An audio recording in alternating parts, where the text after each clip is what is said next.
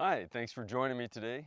Today's lesson is going to be on a mental aspect of the game, uh, a simple between the point management system that many years ago, sports psychologist, he's an educator by trade, but he's well known for his sports psychology involvement, and that's Jim Lair. So many years ago, I've been using this system for probably a good 30 years. In fact, I have PRPR printed on a lot of things like practice shirts and towels we use between points. But PRPR stands for Positive Physical Response, Relaxation, Preparation, and Ritual. Every great athlete has this. It doesn't matter what sport, but particularly it's noticeable, and he tracked it through looking through thousands of hours of video to see what the greats do. And in general, one of the things I teach all my juniors and even some adults is this system. It generally takes about 15 seconds, so you should probably work towards a 10 to 15 second ritual. But the idea is once a point is over, we have a positive physical response. And I'm going to go through some of these things, some examples. And then you need to have a relaxation period, drop the heart rate, get the breathing down and controlled. Then you have a preparation stage where you're thinking about the next point.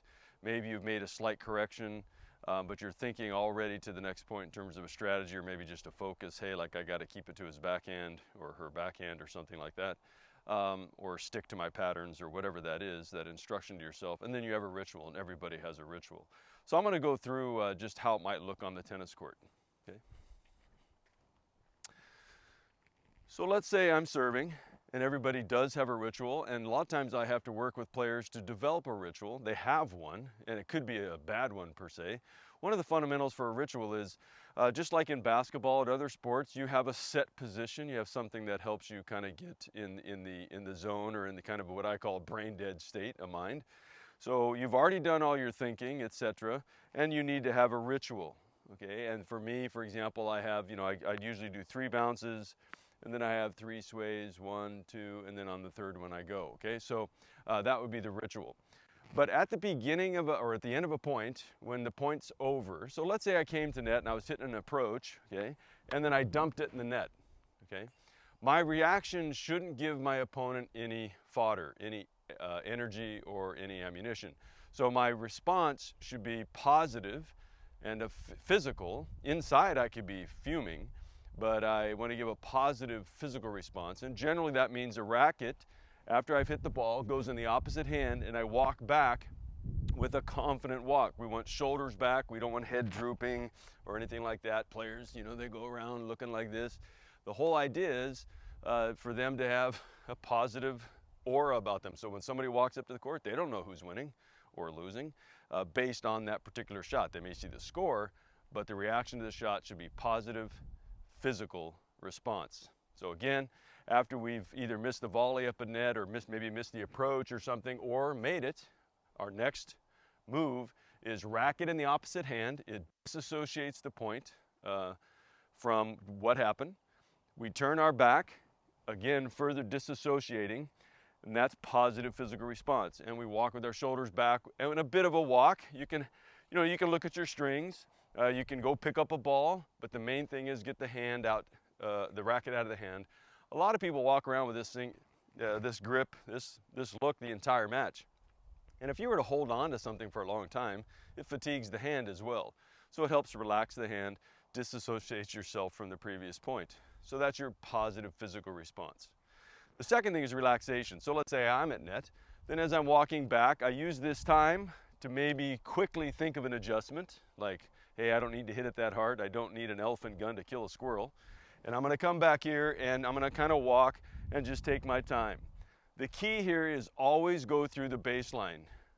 A very common error for players is they come right back here, turn right around and serve it up. And that's a major error. Now Federer plays real fast, but he does that on purpose. He already has a little bit of momentum. He's trying to keep that momentum going. But most players do it unknowingly, okay? So the idea is we want to walk past the baseline. Now we are in preparation stage or planning, and you'll notice most people don't stand still. Most great players walk, or as the Aussies say, they go for a walkabout. So I'm just going to pace around a little bit, and I want to think about what I'm going to do for the next shot or the next point or remind myself. So that's positive physical response, relaxation, preparation. Only then, whether I go to the back fence and towel off, or whether I touch the fence or find some kind of marker to make sure I pass the line and spend time thinking, then I come up and I do my ritual, okay? And again, for me, that would be, I get up, I know where I'm gonna go already.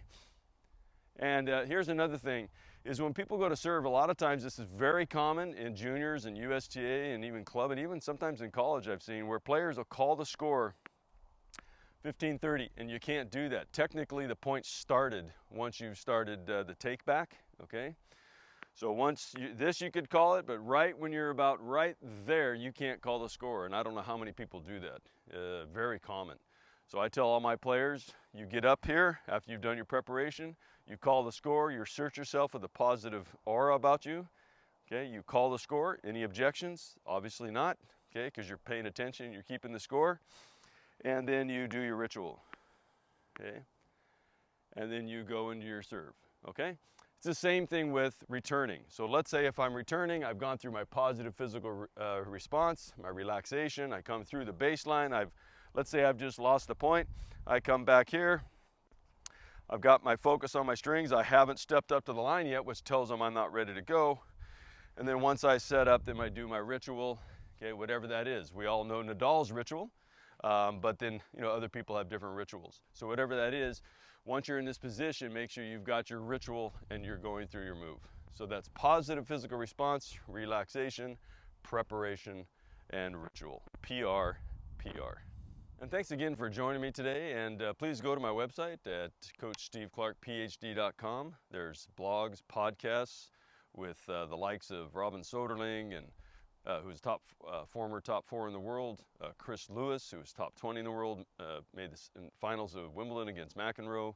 I have world-renowned sports psychologists, nutritionists, kinesiologists. People work, you can learn tips from all ages, juniors, adults, college pros, various things about the sport, physically, mentally, tactically, etc. On those podcasts. And then I have blogs that discuss a lot of these issues, singles, doubles, mental aspect, nutrition, etc. A lot of them are tied to the podcast. And then I have resources as well. But anyways, thanks for coming and check out the other videos and upcoming videos. Thanks again.